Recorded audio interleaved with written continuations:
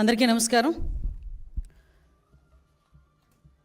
గత వారం 10 రోజులుగా తిరుమల తిరుపతి దేవస్థానంకి సంబంధించి ప్రసాదాల తయారీలో జరిగిన వాడిన కల్తీ నెయ్యి గురించి లాస్ట్ వారం 10 రోజులుగా రాష్ట్రం మొత్తం ఒక రకమైన భయాందోళన ఒక ఎత్తైతే వెంకటేశ్వర స్వామికి అపచారం జరిగింది అని ప్రతి గుళ్ళలోనికి కూడా వెళ్ళి పూజలు చేసే పరిస్థితి కూడా మనందరం చూసాం. ఇవన్నీ ఒక పరంగా వెంకటేశ్వర స్వామి భక్తులుగా జరుగుతూ ఉంటే, ఒకవైపు నుంచి రాజకీయ దుర్బుద్ధితో దీన్ని కూడా రాజకీయం చేయాలి అని చెప్పి అతని హయాంలో జరిగిన తప్పుల్ని కప్పిపుచ్చుకోవడానికి చంద్రబాబు నాయుడు గారు గౌరవ ముఖ్యమంత్రి గారి మీద ఎదురుదాడి చేయడానికి సిద్ధపడి గౌరవ పులివెందుల ఎమ్మెల్యే గారు తీసుకుంటున్న నిర్ణయాలు చూస్తూ ఉంటే నిజంగా ఎప్పుడో అతన్ని పులకేసి అనేవారు, కానీ ఇప్పుడు నిజంగా పులకేసి ఏదో 2 or 4 పెట్టాలి మనం కూడా. ఎందుకు ఈ మాట చెప్తున్నానంటే, ఇదే జగన్మోహన్ రెడ్డి కల్తీ నెయ్యి వాడారు అని చెప్పి చంద్రబాబు నాయుడు గారు గౌరవ ముఖ్యమంత్రి గారు చెప్పిన తర్వాత బయటకు వచ్చి చంద్రబాబు నాయుడు గారి మీద ఎదురుదాడి చేయటం కూడా మనం చూసాం. తర్వాత వీళ్ళ తాలూకా వెనకత బ్యాచ్ ఉంటుంది కదా, ఒక భజన బృందం ఉంటుంది కదా, భజన బృందం బయటకు వచ్చి లేదు జగన్మోహన్ రెడ్డి గారు మెట్లు ఎక్కి వస్తారు తిరుమల తిరుపతి దర్శనానికి అని మాట్లాడారు. అది కట్ చేస్తే కాదు, నా కాలినడకని కాదు, దర్శనానికి వస్తారు అన్నారు.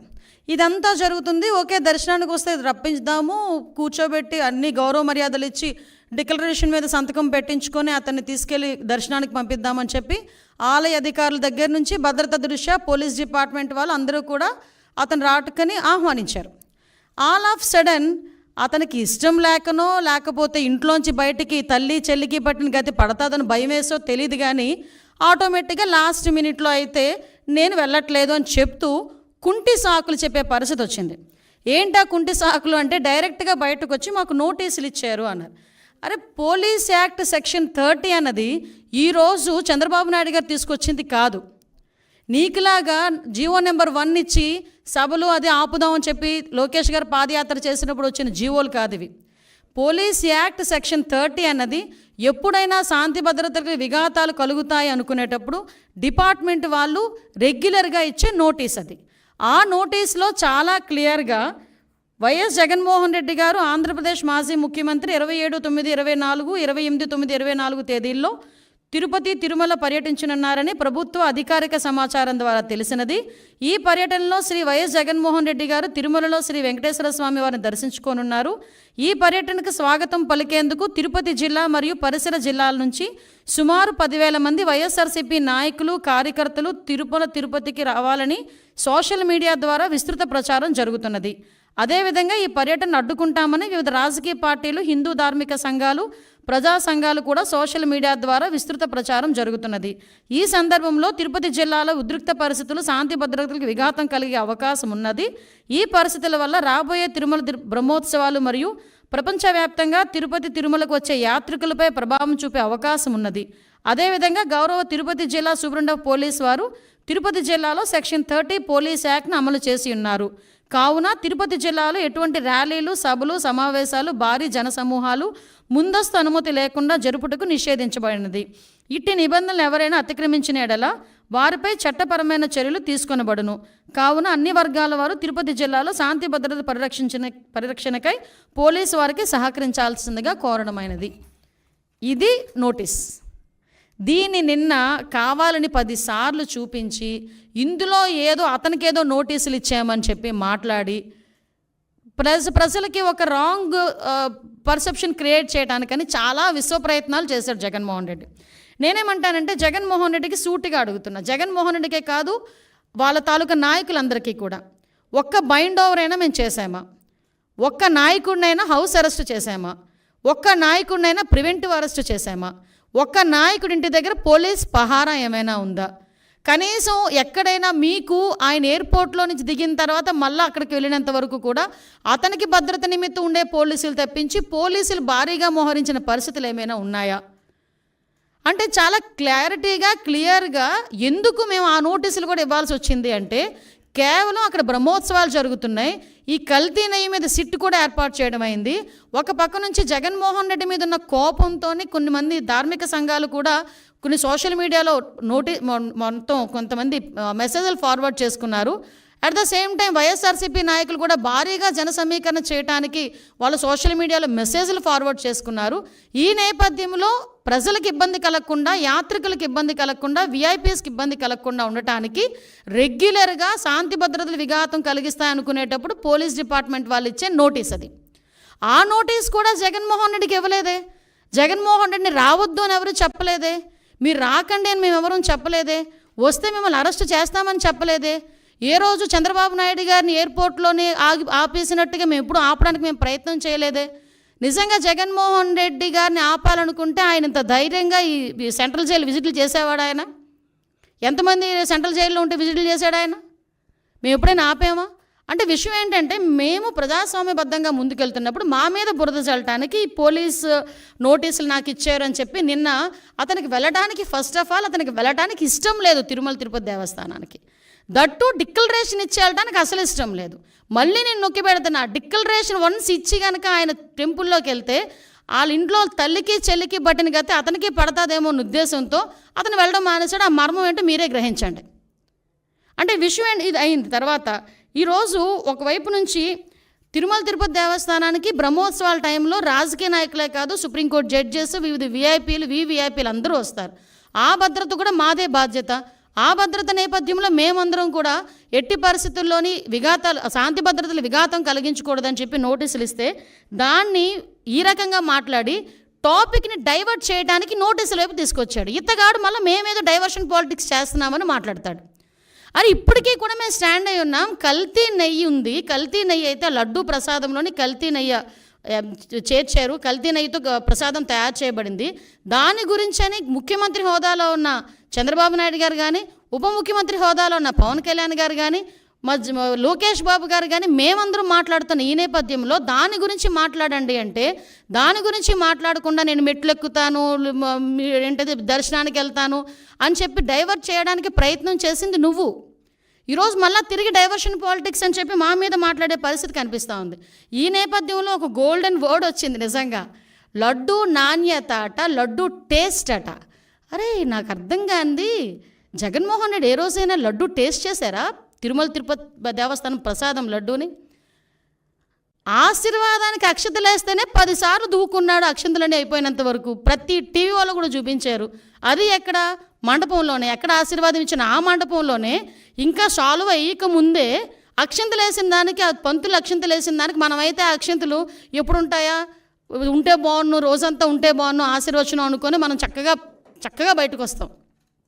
అక్కడే 10 సార్లు దువ్వాడు ఆ క్రాఫ్ని. దువ్వేసి తీసేసినోడు ప్రసాదం గురించి మాట్లాడుతున్నాడు. తప్పిసారి ఎవరైనా ప్రసాదం ఇస్తే టిష్యూ పేపర్లో చుట్టూ పక్కకి పెట్టే వీళ్ళు లడ్డు నాణ్యత గురించి, టేస్ట్ గురించి ఈయన చెప్పడం, మేము వినడం, అది మా దౌర్భాగ్యం.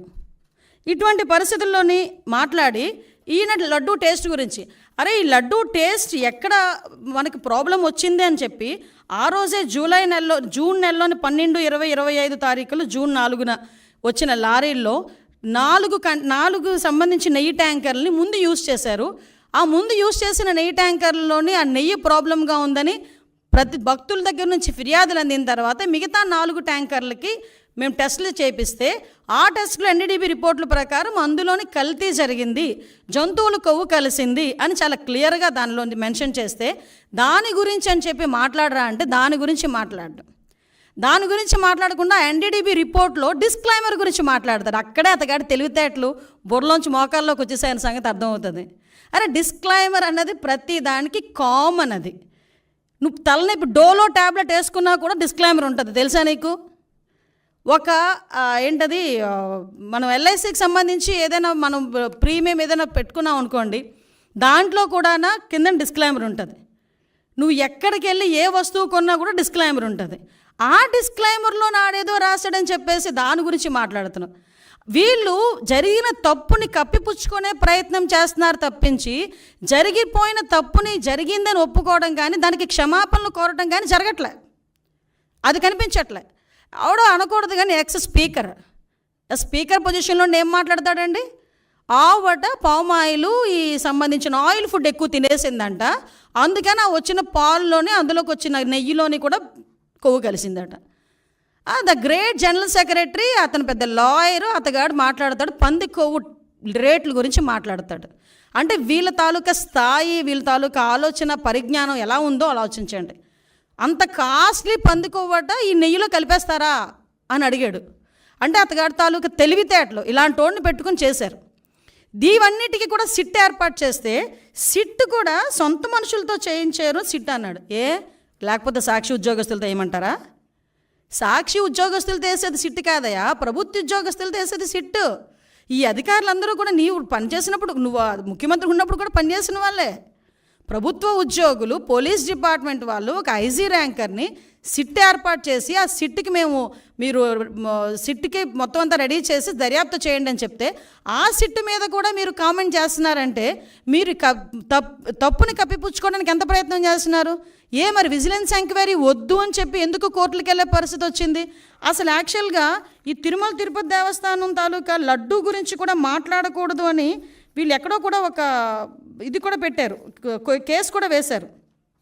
సుప్రీంకోర్టులో గ్యాగ్ ఆర్డర్ కోసం పిటిషన్ వేశారు వీళ్ళు. అసలు ఎక్కడ కూడా లడ్డు వ్యవహారం గురించి మాట్లాడకుండా ఉండాలి అని చెప్పి.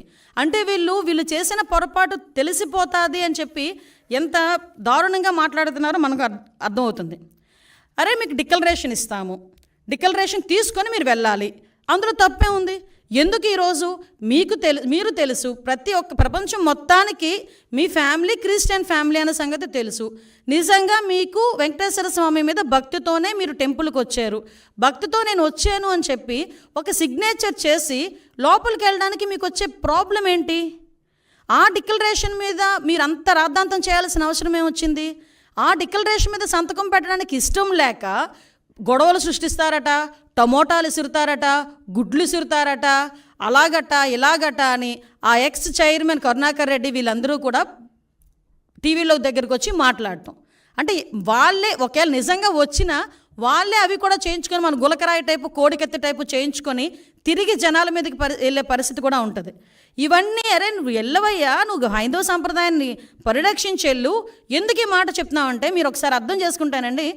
క్రిస్టియన్స్ కానీ, హిందూస్ కానీ, ముస్లిమ్స్ కానీ ఒక్కొక్కరికి ఒక్కొక్క పద్ధతి ఉంటుంది. ఇప్పుడు కడప దర్గాకి వెళ్తాం, హిందువులు ఎంతమంది అరట్లేదు కడప దర్గాకి? కడప దర్గాకి వెళ్ళినప్పుడు ఆ గుడ్డ కట్టుకొని చక్కగా టోపీ పెట్టుకొని వెళ్ళరా? అజ్మీర్ వెళ్తారు, ఎంతమంది అజ్మీర్ వెళ్ళరు? అక్కడికి వెళ్ళి వాళ్ళ సంప్రదాయం ప్రకారం వెళ్తాం కదా. తమిళనాడులోని ఇటువైపు కొన్ని టెంపుల్స్ ఉన్నాయి, షర్టు తీసి వెళ్ళాలి, మగవాళ్ళు షర్టు తీసి వెళ్ళాలి, అక్కడికి అలాగే లోపలికి పంపిస్తారు. కొన్ని చోట్ల పంచికట్టు కట్టుకుని వెళ్తారు, అలాగే వాళ్ళ దగ్గరికి వెళ్ళాలి. నేను నమ్ముతాను కానీ నేను అలా వెళ్ళనంటూ ఊరుకుంటారా? అక్కడ సేమ్ ఇక్కడ అంతే. చర్చికి వెళ్తాము, మోకరిల్లించి ప్రార్థన చేయాలనుకుంటే మోకరిల్లించి ప్రార్థన చేస్తాము అక్కడికి వెళ్ళిన తర్వాత నువ్వు గౌరవం ఉంటే. అలాగే ఇక్కడ కూడా గౌరవించి ఒక డిక్లరేషన్ మీద సంతకం పెట్టి వెళ్ళవయ్యా అన్నాం. దానికి పెద్ద రాద్ధాంతం చేసి దానికి దళితుల్ని కండక్ట్ చేశాడు. అంటే అతను చేసిన పొరపాటుని కులమతాల మధ్య విద్వేషాలు రెచ్చగొట్టడానికి ఏ రకంగా మాట్లాడుతున్నాడు. నాకే ఈ పరిస్థితి ఉంటే దళితులకి ఏ పరిస్థితి ఉంటే? అసలు దళితులు అన్న పదం నోట్లోంచి రావడానికి నీకు అర్హత లేదయ్యా. ఎందుకు చెప్తున్నానంటే ఇదే తిరుమల తిరుపతి దేవస్థానం బోర్డు మెంబర్ల గురించి మాట్లాడుతూ నువ్వు ఒక మాట మాట్లాడు. చాలామంది రికమెండేషన్స్తో వస్తారు, సీఎం గారు రికమెండేషన్లతో వస్తారు, చాలా ప్రాశస్తమైన కమిటీ అది, ఆ బోర్డు అది అని చెప్పావు. మరి ఆ బోర్డుని ఒక రకంగా చెప్పాలంటే భ్రష్టు పట్టించడానికి 50 మంది సలహా మండలిని ఎందుకు పెట్టావు? నీకు విషయం చెప్పనా, అఫ్కోర్స్ అది కోర్టు కొట్టేసింది కాబట్టి పోయారు, కానీ నువ్వు ఇచ్చిన బోర్డులో కూడా 6గురికి నేర చరిత్ర ఉందని సాక్షాత్తు హైకోర్టు బయట చెప్పింది. నీకు ఇంకో విషయం తెలుసా? నువ్వు ఇచ్చిన బోర్డులో ఒక్కడు కూడా దళితుడు లేడు. నువ్వు ఈరోజు దళితుల గురించి మాట్లాడుతున్నావు. నీకు ఆ రోజు నీ చేతులతోనే టీటీడీ బోర్డు మెంబర్లకి దళితులకి ఇవ్వాలన్న ఆలోచన కూడా నీకు రాలే. మళ్ళా పైగా ఈరోజు దళితుల గురించి మాట్లాడుతున్నావు. మా హయాంలో మా బాలవీరాంజనేయ స్వామి గారు, మా మంత్రి గారు ఆ రోజు బోర్డు మెంబరు. ఇంకో విషయం కూడా ఇక్కడ ప్రస్తావించాలి కాబట్టి ప్రస్తావిస్తున్నా. 2014-19 హయాంలో నేను ఎమ్మెల్యేగా ఉండేటప్పుడు గౌరవ ముఖ్యమంత్రి గారు చంద్రబాబు నాయుడు గారు నన్ను టీటీడీ బోర్డు మెంబర్ని చేస్తే ఆ రోజు నా మీద కావాలని నేను మాట్లాడిన మాటలను కట్ అండ్ పేస్ట్ చేసి ఆరోపణ చేశారు. ఎలాంటి ఆరోపణలు చేస్తే ఆ ఆరోపణలు కూడా నేను ఒకటే, అతని ప్రాశస్తం తగ్గకూడదని ఆ రోజు మేమే బయటకు వచ్చి, అంటే దళితురాలనైనా నన్ను వెళ్ళనివ్వకుండా కూడా ఆ రోజు నీ పేటీఎం బ్యాచ్ అంతలాగా సోషల్ మీడియాలో రెచ్చిపోయి నా మీద రేణిపోని అబాండాలన్నీ వేశారు. మీరు అబాండాలు వేసినంత మాత్రాన నేనే వెంకటేశ్వర స్వామికి దూరం అయిపోలేదు కదా.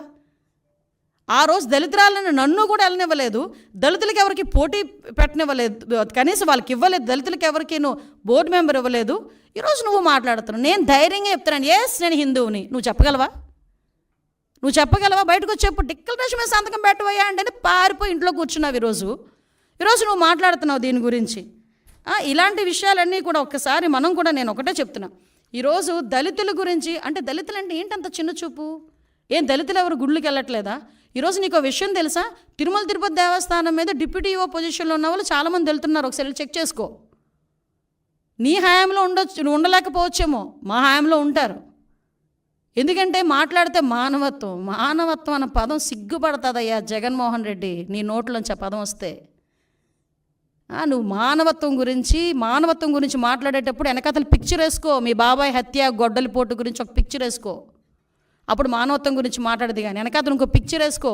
నీ చెల్లి వీధి ఢిల్లీ గల్లీ తిరిగిన పొజిషన్ గుర్తుపెట్టుకో. మానవత్వం గురించి నువ్వు మాట్లాడేటప్పుడు షర్మిల ఈరోజు రోడ్డుకి ఎందుకు మీకు వ్యతిరేకంగా మాట్లాడుతుందో ఒక్కసారి ఆలోచించు. మానవత్వం గురించి ఆలోచించేటప్పుడు నీ తల్లి ఏం చేస్తుందో ఒక్కసారి ఆలోచించు. నువ్వు మానవత్వం గురించి మాట్లాడతావు.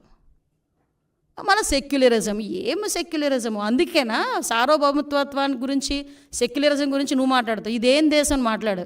అసలు నిజంగా చెప్పాలంటే నిన్న ప్రెస్ మీట్ తర్వాత ఇదేం దేశం, ఇదేం మతం, ఇదేంటి అని మాట్లాడావు.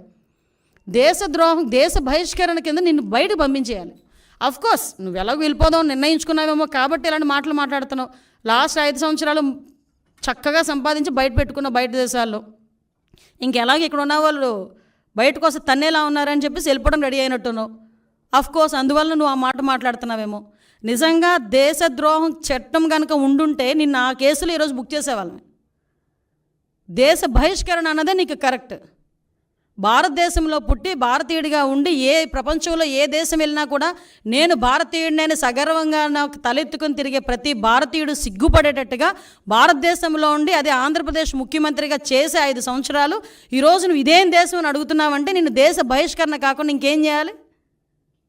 అది నీ తాలూకా దేశభక్తి. నువ్వు సెక్యులరిజం గురించి మాట్లాడతావు, మానవత్వాల గురించి మాట్లాడతావు. కాబట్టి నేను అడిగేది ఏంటంటే, ఇప్పటికైనా మళ్ళీ చెప్తాను, నేను ఎవ్వడూ ఆపట్ల. వెళ్ళు, ఈరోజుకే వెళ్ళు. నువ్వు ఎప్పుడు వెళ్తానంటావో చెప్పు. మాజీ ముఖ్యమంత్రి హోదాలో, ఎమ్మెల్యే హోదాలో నీకు ఎలాంటి దర్శనం కావాలంటే ఆ దర్శనం ఇస్తావు. అజయ్ కలాం లాంటి వాళ్ళే డిక్లరేషన్ పెట్టేసుకెళ్ళారు. షారుఖ్ ఖాన్ వచ్చారంటే డిక్లరేషన్ పెట్టుకుని వెళ్ళారు. ఇందిరాగాంధీ గారు వచ్చి సోనియా గాంధీ గారు వచ్చి డిక్లరేషన్ మీద సంతకం పెట్టుకుని వెళ్ళారు దర్శనానికి. వాళ్ళందరికీ నమ్మకం ఉండబట్టే వెళ్ళారు. నువ్వు డిక్లరేషన్ మీద సంతకం పెట్టి దేవుడు అంటే నాకు నమ్మకం ఉంది, ఆ దేవుడు అంటే నాకు అపారమైన గౌరవం ఉంది, ఆ దేవుడు తాలూకా గౌరవాన్ని కాపాడుతానని చెప్పి ఒక చిన్న డిక్లరేషన్ మీద సంతకం పెట్టి దర్శనానికి పో. నేను వెనకైతే ఎంతమంది తీసుకెళ్ళి వాళ్ళందరికీ ప్రోటోకాల్ దర్శనం చేపిస్తాం.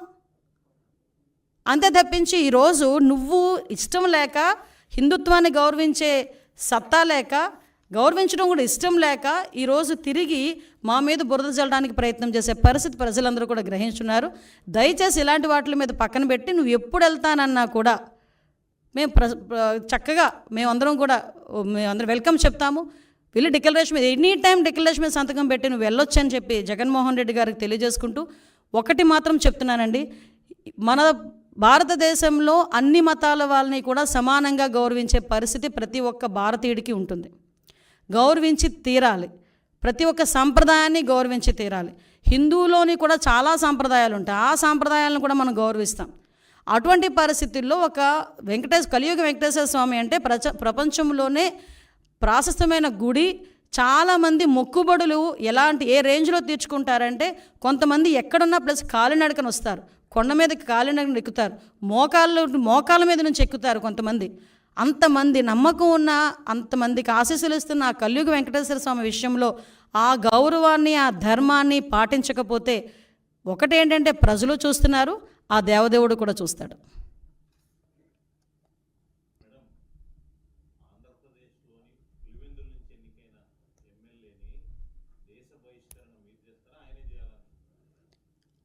విషయం ఏంటంటే ఆయనకి ఎప్పుడు సెల్ఫ్ గోల్ వేసుకోవడం అలవాటు. ఇలా మాట్లాడి ఆయనే తెచ్చుకున్నాడు దేశ బహిష్కరణ చేయాలి. నేను డిమాండ్ చేస్తున్న దేశ బహిష్కరణ చేయాలి ఇలాంటి వాళ్ళని. ఎందుకంటే ఏ దేశం ఇదేం దేశం అని మాట్లాడతాడండి. అసలు ఏదైనా ఒక దేశభక్తి గీతం వస్తేనే లేచి నుంచుంటాం అందరూ. మన దేశం గురించి మనం చాలా ప్రౌడ్గా ఫీల్ అవుతాం. అటువంటిది ఇదేం దేశం అని మాట్లాడుతున్నాడంటే దేశ బహిష్కరణ. ఈరోజు ప్రజలందరూ కూడా దేశ బహిష్కరణ చేయాలి కంపల్సరీగా అలాంటి వాడిని.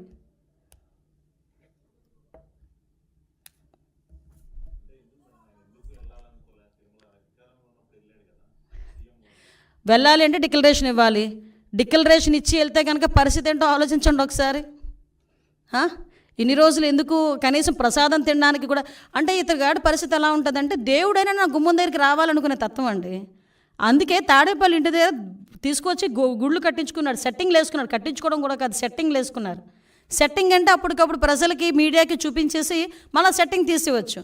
అదే తాడేపల్లి ఇంట్లో ఒక గుడి కట్టుకోమనండి, పర్మనెంట్గా ఒక వినాయకుడు గుడో లేకపోతే ఒక వెంకటేశ్వర స్వామి గుడి కట్టుకోమనండి, కట్టుకోగలడా? సెట్టింగ్లు అయితే వేసుకుంటాడు. ఎందుకు? జనాలకు చూపించుకోవడానికి. అదే జనాలకి ఆ రకంగానే 2014-19 మధ్యలో కూడా పిండ ప్రదానాలని అవని ఇవని ఆ స్వామీజీల దగ్గరికి వెళ్ళి ఈ స్వామీజీల దగ్గరికి వెళ్ళడం చేసి ఒక రకమైన క్రియేట్ చేశాడు. మళ్ళీ ఈరోజు డిక్లరేషన్ ఇచ్చి వెళ్ళమంటే ఎందుకంత ప్రాబ్లం?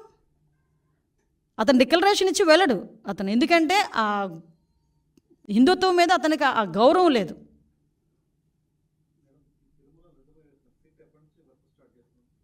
సిట్ రెడీ అయిపోయిందండి, ఆల్రెడీ దర్యాప్తు కూడా స్టార్ట్ అయిందండి. లేదు, ఇంకా ఒకసారి ప్రైమరీ ఇన్వెస్టిగేషన్స్ అవుతున్నాయి కదా, టైం బాండ్ పెట్టుకుని చేస్తాం.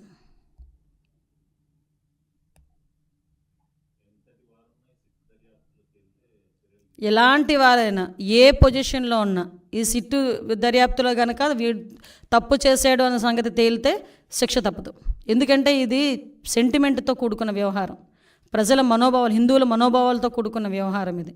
ప్రపంచవ్యాప్తంగా చాలామంది సెలబ్రిటీలు ఏమి జరుగుతుందని ఒక ఉత్కంఠతో చూశారు లాస్ట్ టైం. ఇప్పటికీ కూడా వాళ్ళు అదే భయాందోళనలో వాళ్ళు పెట్టే ట్వీట్లు కానీ ఇవన్నీ కూడా మీరు అబ్జర్వ్ చేయొచ్చు.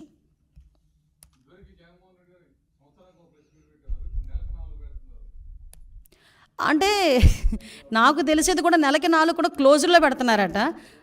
అందులో ఆ 4 5 ఏళ్ళకి ఒకటి పెట్టారా? అన్నీ బటన్ ఒకటే కదా 5 ఏళ్ళలో కూడా. సో ఇప్పుడు ఏంటంటే అధికారం లేదు కదా, అందువల్ల పెడతాడు.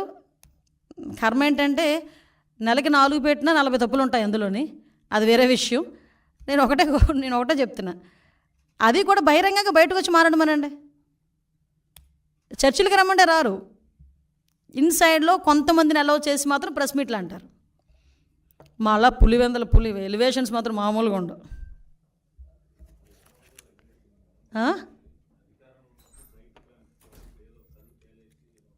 సింపతి అబ్బా, సింపతి యాక్టింగ్, అది మామూలు యాక్టర్ కాదు జగన్మోహన్ రెడ్డి.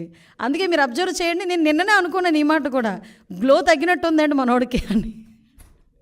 అప్పుడు మొదలు పెట్టేశాడు సింపతి యాక్షన్లు. 3 నెలలకే జనాల దగ్గరకు వచ్చి బేల మాటలు, బేలగా కనిపించటం, పేలవంగా కనిపించడం, నీరసంగా కనిపించడం, ఇవన్నీ ఏంటంటే జనాల్లో అయ్యో పాపం అది అయిపోయింది. జగన్మోహన్ రెడ్డి ఆ టర్ము, ఆ టైము అన్నీ అయిపోయినాయి. ఇంక నువ్వు ఎన్ని ఆశాలు వేసినా జనాలు నమ్మే పరిస్థితులు అయితే లేరు.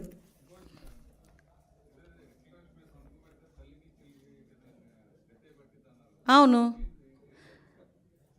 ఏమండి మీరు నా చేత చెప్పిస్తారు కానండి, ఒక్కసారి సోషల్ మీడియా ఓపెన్ చేయండి, నా చేత చెప్పించాలని చూస్తున్నారు మీరు. మా భారత కూరుకుంటుందా ఏంటి?